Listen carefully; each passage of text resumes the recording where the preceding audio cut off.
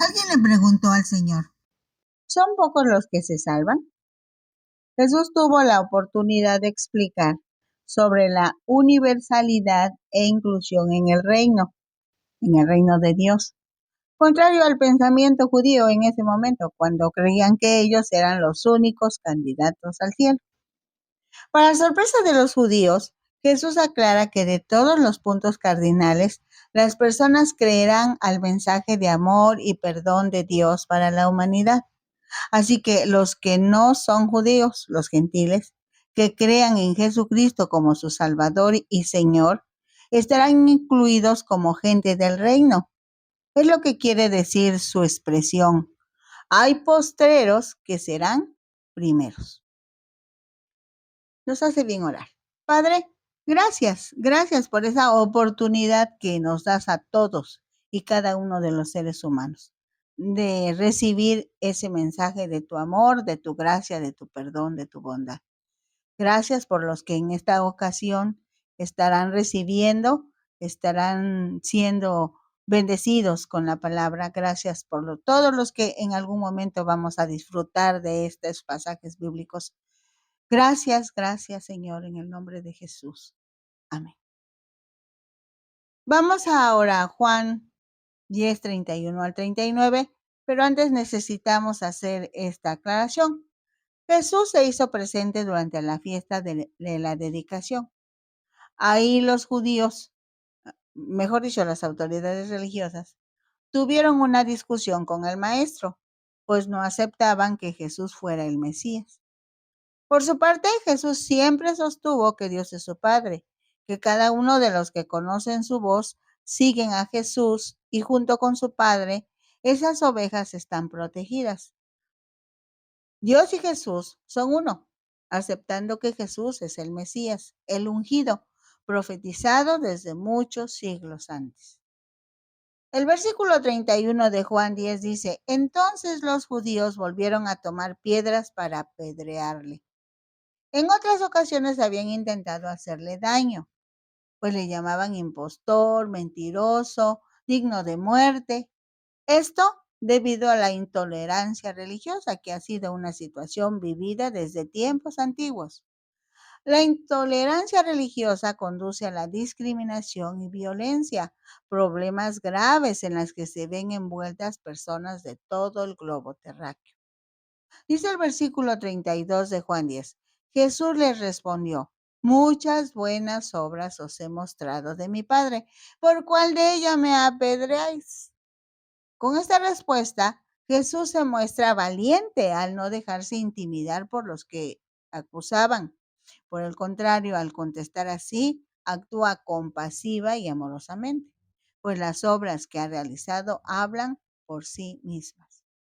A los seguidores de Jesús da un gran ejemplo, cómo Jesús deben hacer bien entre la sociedad, cómo ser bondadosos, compasivos y hacer todo lo posible para mejorar la vida de los hermanos en Cristo y de la sociedad para impactar positivamente.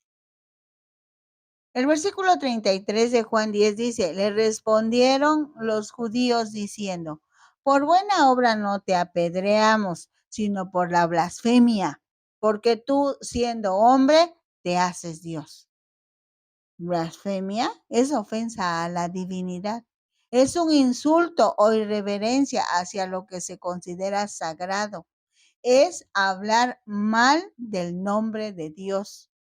El hecho de que Jesús dijera que Dios es su Padre o que dijera yo y el Padre somos uno, llevaba implícita la verdad de que Jesús es Dios mismo. Precisamente para los judíos, dijimos que esta palabra judíos más bien se refiere a las autoridades religiosas de ese tiempo. Para los judíos esas afirmaciones de Jesús era precisamente ofender el nombre de Dios. La blasfemia es un pecado que se castiga con la muerte del blasfemo. Por eso los judíos en varias ocasiones tomaban piedras, pues esa muerte era por lapidación. Solo que Jesús es Dios mismo. Dejó el cielo, vino a la tierra, tomó forma humana por medio de milagros, maravillas, portentos, demostró que Dios es su Padre Celestial. Jesús no estaba diciendo ninguna blasfemia, estaba diciendo verdad. El pensamiento judío de ese momento no pudo aceptar esa gran verdad, pero para otras personas en ese mismo instante y para los cristianos de hoy, la afirmación de Jesús es el Hijo de Dios resulta fundamental para su fe y salvación. El versículo 34 de Juan 10 se lee: Jesús les respondió: ¿no está escrito en vuestra ley, yo dije, dioses sois? Tendríamos que ir al Salmo 82, versículo 6. Ahí dice: vosotros sois dioses e hijos del Altísimo, todos vosotros. Los salmos son poesía hebrea y aquí Dios llama poéticamente dioses a los jueces humanos. Juan 10:35 dice: si llamó dioses a aquellos a quienes vino la palabra de Dios, y la escritura no puede ser quebrantada. Argumenta Jesús que si en el Salmo 82:6 los jueces humanos fueron llamados dioses, ¿por qué lo acusan de blasfemia al decir que es el Hijo de Dios? Por cierto, que esa es una verdad. Dios Padre y Dios Hijo hablaban entre sí y el Hijo solo hacía lo que el Padre le decía. Hoy, los que han recibido a Cristo como su Salvador y Señor, dice Juan 1:12, que ellos son llamados hijos de Dios por cuanto creen en su nombre. Visto así, cada hijo de Dios refleja el amor y la justicia de Dios. Así que cada hijo de Dios es auténtico y es luz en medio de las sombras, actuando siempre con integridad, como Jesús. Dice el versículo 36 de Juan 10. Al que el Padre santificó y envió al mundo, vosotros decís, tú blasfemas porque dije, Hijo de Dios soy. Conviene recordar que en ese tiempo los judíos estaban bajo el dominio del Imperio Romano y muchos de ellos esperaban que el Mesías prometido llegara y los liberara de la opresión, además que restaurara su independencia. Los fariseos seguían las leyes y tradiciones judías al pie de la letra y esperaban un Mesías político y militar que venciera a los romanos y restableciera la ley de Moisés. Pero Jesús predicaba un reino celestial y aunque tenía seguidores y realizaba milagros, muchos lo consideraban un falso profeta. Dice el versículo 37 de Juan 10, si no hago las obras de mi Padre, no me creáis. Mas si las hago, aunque no me creáis a mí, creed a las obras, para que conozcáis y creáis que el Padre está en mí y yo en el Padre. Los seres humanos nacen con naturaleza pecaminosa. Esto sucedió después de que Adán y Eva decidieron creerle al diablo, a Satanás, en lugar de creerle a Dios. Si bien el hombre tiene la imagen y semejanza de Dios, por ese error de Adán, ahora los seres humanos necesitan ver para creer.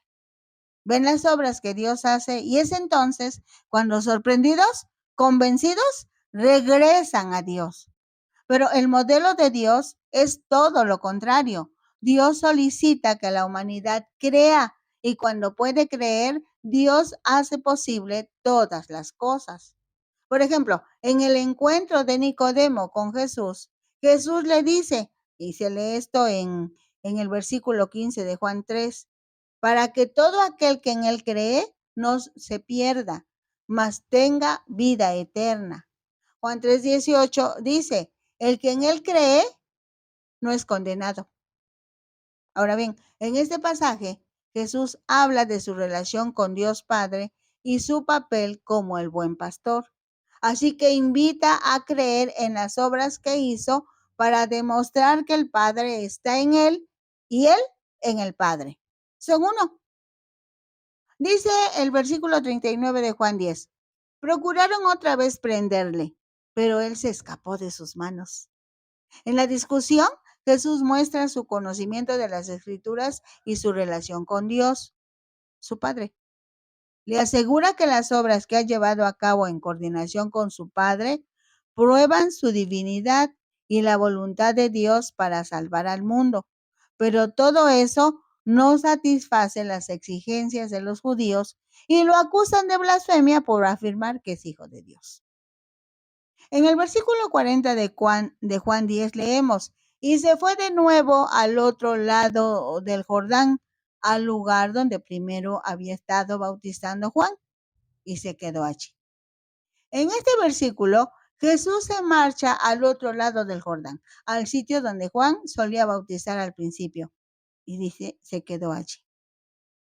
El versículo 41 de Juan 10 se lee, y muchos venían a él y decían, Juan, a la verdad, ninguna señal hizo, pero todo lo que Juan dijo de este era verdad. Juan el Bautista fue un profeta que vino antes de Jesús y preparó el camino para su ministerio. Se dedicó a predicar sobre el arrepentimiento y el bautismo, llamando a la gente a alejarse del pecado y a volver a Dios. Aquí la gente reconoce que todo lo que Juan había dicho acerca de Jesús era verdad. Se estaba comprobando. Dice Juan 10:42, y muchos creyeron en él. Allí, confirmado. Jesús es indispensable en la salvación y la vida eterna. Entonces, la fe no se trata solo de la salvación, sino de la vida diaria. Ahora vamos a Lucas, el capítulo 13, de los versículos 22 al 30. Revisemos un poco. En Lucas 13, este pasaje habla de la justicia, el arrepentimiento y la misericordia de Dios. Pasamos hasta el versículo 22 de Lucas 13, donde se lee, pasaba Jesús por ciudades y aldeas, enseñando y encaminándose a Jerusalén. Jesús se dirigía a Jerusalén, donde se cumplirían los eventos profetizados de su misión terrenal.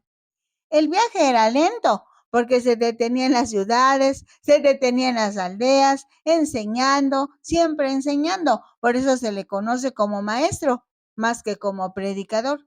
Sus enseñanzas estaban confirmadas por actividades prácticas como sanidades, milagros, señales y demás. El versículo 23 de Lucas 13 dice, y alguien le dijo, Señor, ¿son pocos los que se salvan? Y él les dijo, hasta ese momento los judíos creían que la salvación solo era para ellos. Se sentían elegidos de Dios. Quizá esa era la razón de la pregunta, ¿son pocos los que se salvan? Dice el versículo 24 de Lucas 13. Esforzaos a entrar por la puerta angosta, porque os digo que muchos procurarán entrar y no podrán. La respuesta del Evangelio es que la salvación es posible para todos, pero solo aquellos que se esfuerzan en entrar por la puerta estrecha. ¿Quién es la puerta estrecha? La puerta estrecha aquí es Cristo.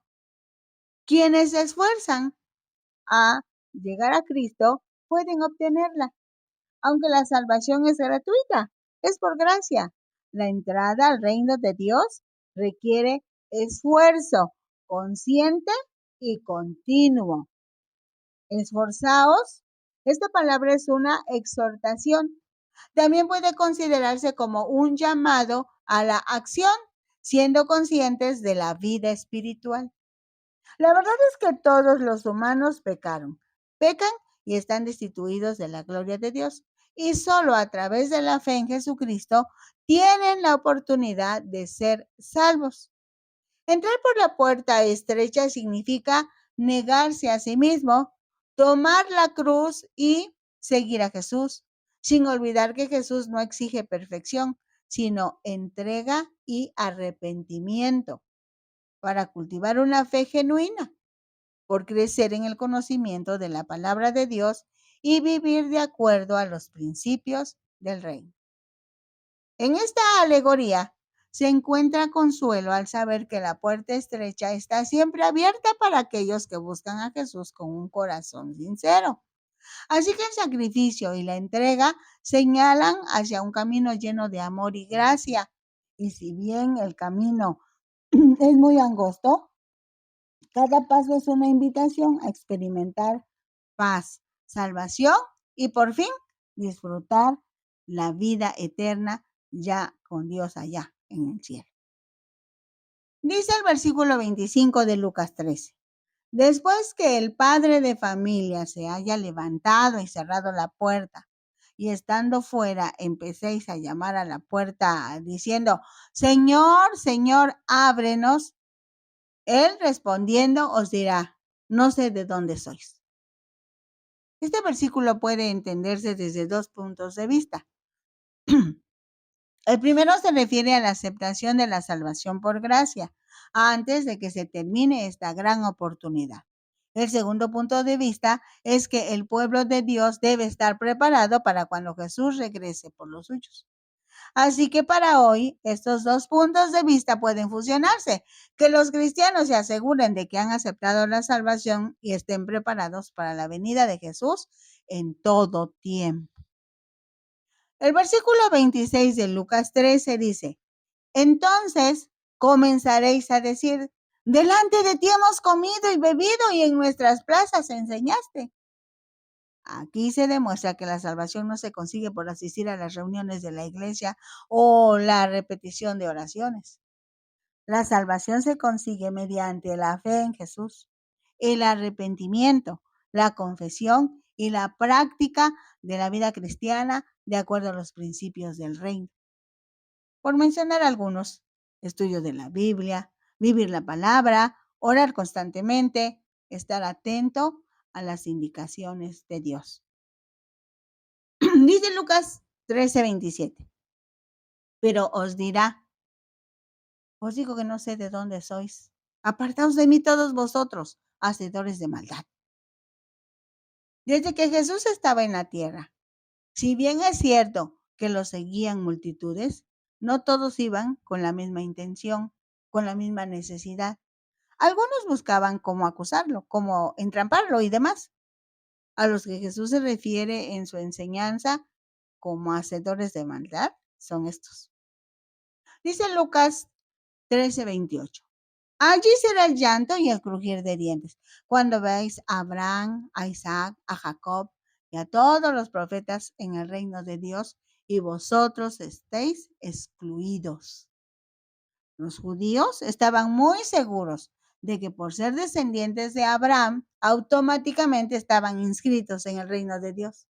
Pero Jesús les hace una aclaración, una declaración importante. Ustedes no están en esa lista. Por lo mismo, no pueden entrar al reino de Dios. Abraham, Isaac y Jacob, los patriarcas del pueblo de Israel. Hombres respetados por el pueblo israelita. Agrega, y a todos los profetas, los hombres que Dios escogió para que hicieran saber a sus hermanos, a los israelitas, la voluntad de Dios. Todos ellos estarán en el reino de los cielos, porque creyeron a la palabra que les fue entregada, creyeron en Jesús como su Salvador y Señor. Pero los que no creyeron, específicamente esos judíos que estaban dialogando con Jesús, mejor dicho, que estaban discutiendo, ellos serán excluidos del reino. Dice el versículo 29 de Lucas 13, porque vendrán del oriente y del occidente, del norte y del sur, y se sentarán a la mesa en el reino de Dios.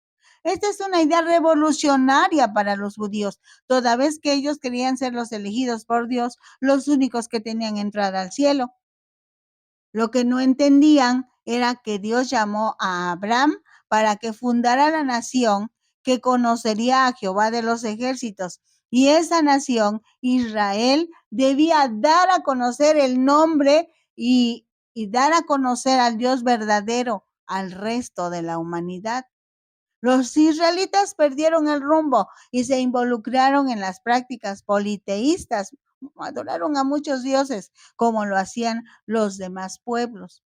Pero nada detiene el plan de Dios, así que Dios encontró otra forma para hacer llegar el mensaje de salvación y vida eterna a todas las personas, de todas las edades, de todas las naciones. Entonces, el mensaje del Evangelio es universal. No importan las diferencias geográficas, culturales y raciales. Todas las personas son bienvenidas a la mesa del Señor, bienvenidas al reino de los cielos. Lucas 13:30 dice, y aquí hay postreros que serán primeros y primeros que serán postreros. Por decirlo de alguna manera, los gentiles, considerados idólatras, irreverentes, ignorantes, despreciados por los judíos. Los gentiles fueron los últimos en enterarse de Dios, de su amor, de su perdón, de su gracia.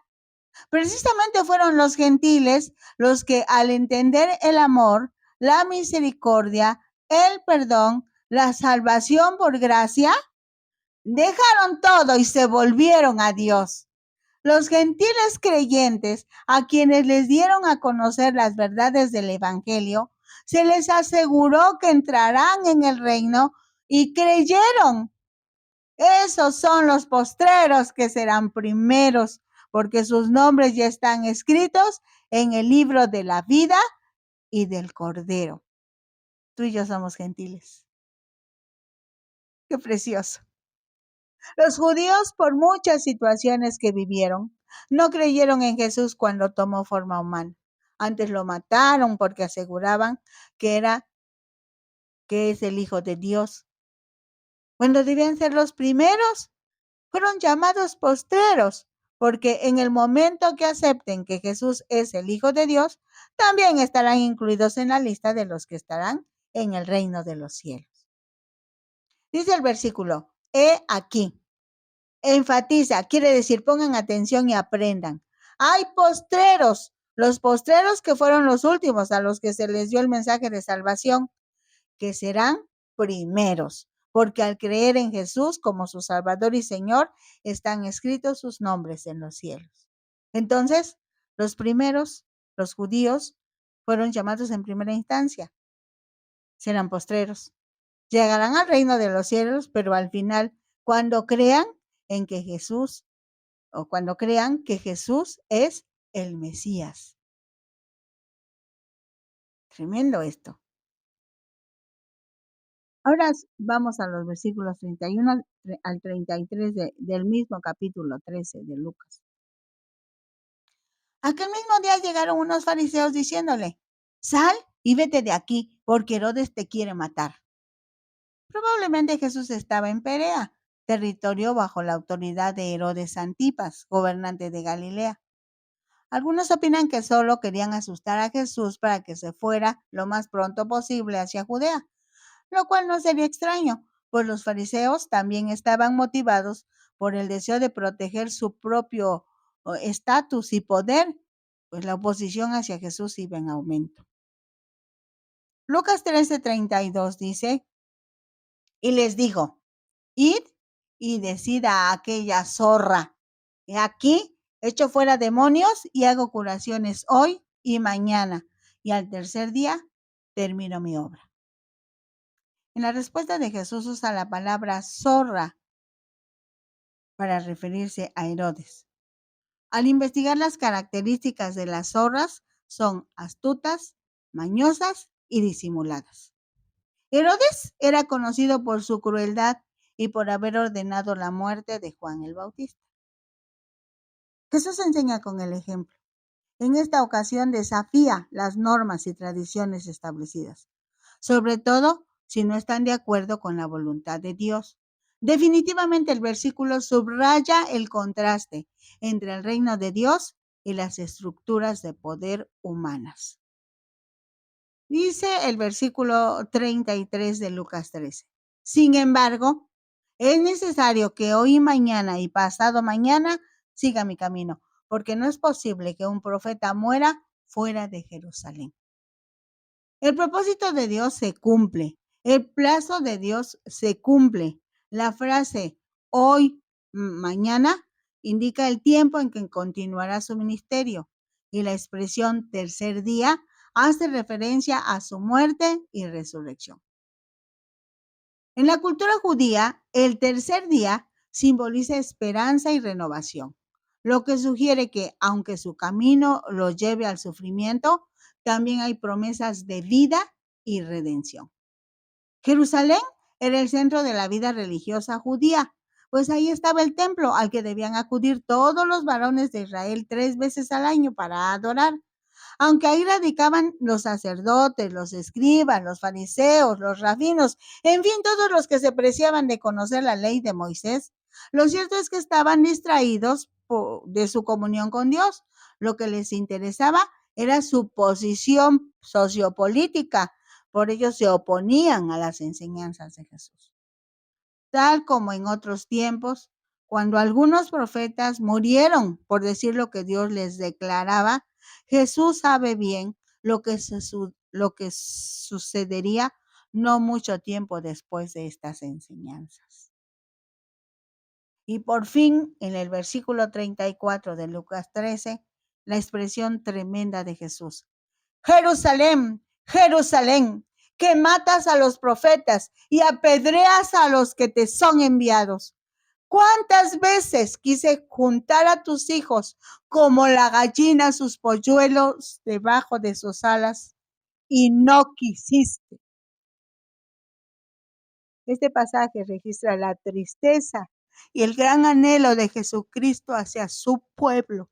Da a conocer la profunda compasión del Salvador y su deseo de proteger y guiar a los que, aunque fueron llamados por Dios, no atienden, no entienden, no creen, no responden al llamado, sino que siguen sus propios caminos. Jerusalén, entonces, representa tanto la gloria de Dios como la rebelión de su pueblo. Hasta hoy, la expresión "y no quisiste" revela la triste realidad de la libertad humana, la capacidad de rechazar el amor y la protección divina. Este aspecto de libre albedrío es definitivo en la relación entre Dios y la humanidad. Aunque Dios anhela proteger, cada individuo tiene la opción de aceptar o rechazar esa invitación. El versículo 35. He aquí, vuestra casa os es dejada desierta. Y os digo que no me veréis hasta que llegue el tiempo en que digáis, bendito el que viene en el nombre del Señor. Este versículo registra el final de una confrontación entre Jesús y los fariseos, en donde, ejerciendo su libre albedrío, algunos fariseos rechazaron a Jesús, formalizando así su decisión de no aceptar a Jesucristo como Señor y Salvador.